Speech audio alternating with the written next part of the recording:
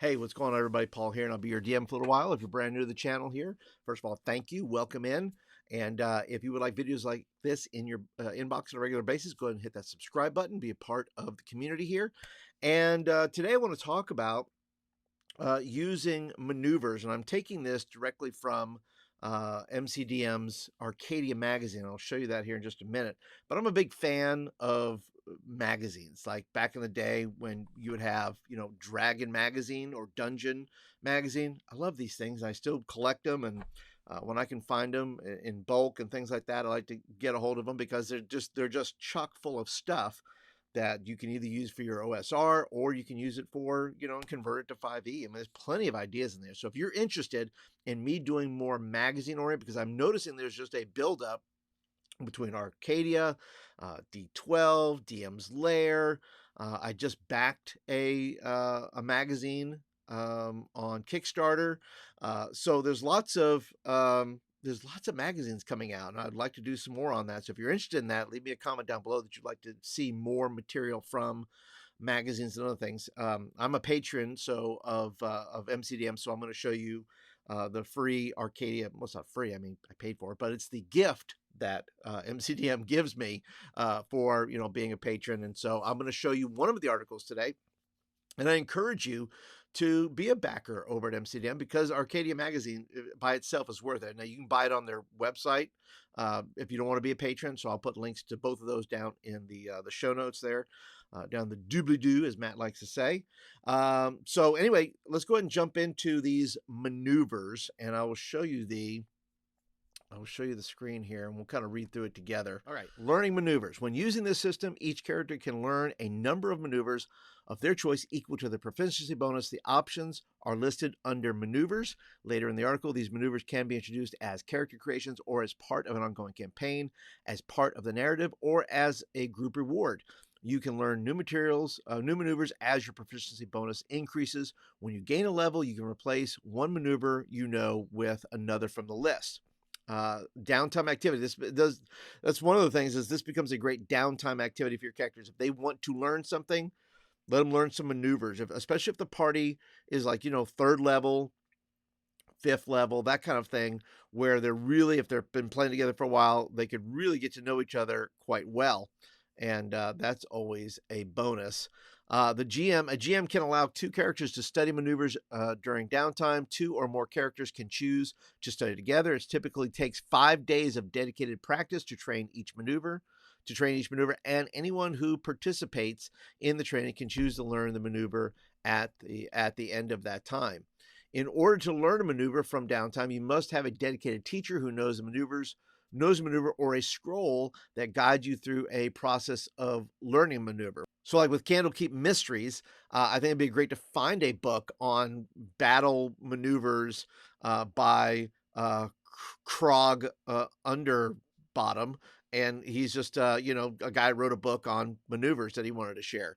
It says, optionally, the GM can introduce complications to your downtime activity. Practicing maneuvers is an interactive activity between two or more people. You have 10% chance to encounter a complication each day of practice. When a complication arises, the GM can choose or roll for the complication on the training montage.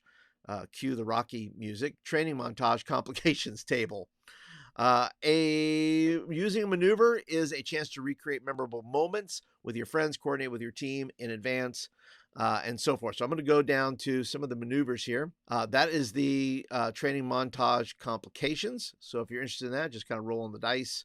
I think this is a great way if you have, if you're doing Strixhaven, this could be a class. Class is it's maneuvers, right? You can do a maneuvers class, or if there's a college in the town or a school in the town where where your players are at, why not let them take a course as part of their downtime? They could actually take a course at one of the many Strixhaven colleges that you can do.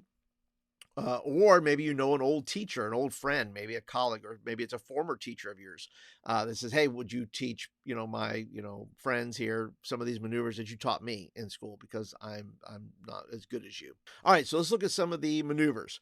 Alley oop: when an ally you can see or hear disarms a creature within 5 feet of you and causes it to drop an object, you can use your reaction to either pick up the object provided you have a free hand to do so, or kick it up to 20 feet away. You can also use your reaction after an ally you can see or hear scores a critical hit against a creature within 5 feet of you to disarm that creature, forcing it to drop an object of your choice that it's holding.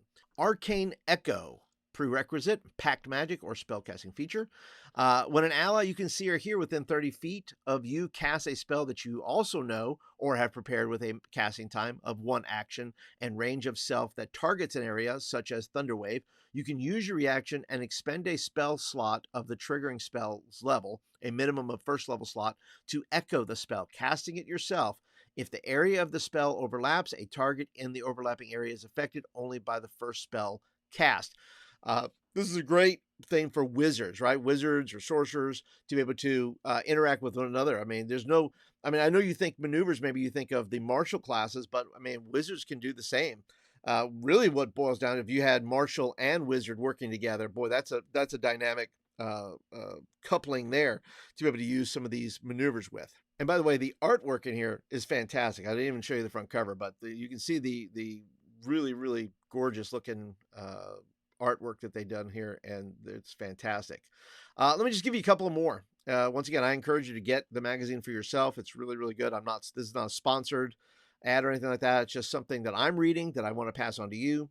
I don't want to give you the whole thing because I want you to get it for yourself. I think it's really good, and I want to do Matt right because of all the good and hard work that him and Jim Introcasto does.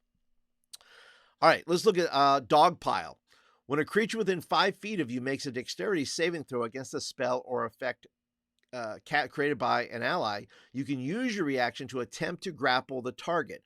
On a success, the target is grappled as normal and also has disadvantage on the dexterity saving throw, which of course could take them out of the battle if they're doing tremendous damage to the rest of your party. One more, Get Down.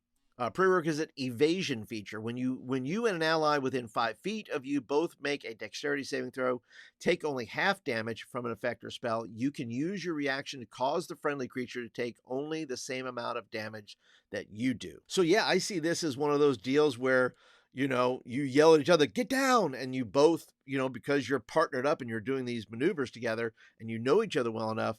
We see that, when you see two guys in a movie jumping off a rooftop, or they kind of split side to side, right? They push each other, or one pushes another, whichever one of those you choose to do. And really good, because then if you're going to take, your partner's only going to take the amount of damage you do, which if it's lesser, then that's good for them. And then they have things called monster maneuvers. Why should the players have all the fun? This section presents a host of monstrous group maneuvers, which can be used by the opposition. Once again, another reason why this is a great article, because what's good for the goose, good for the gander type of thing, right?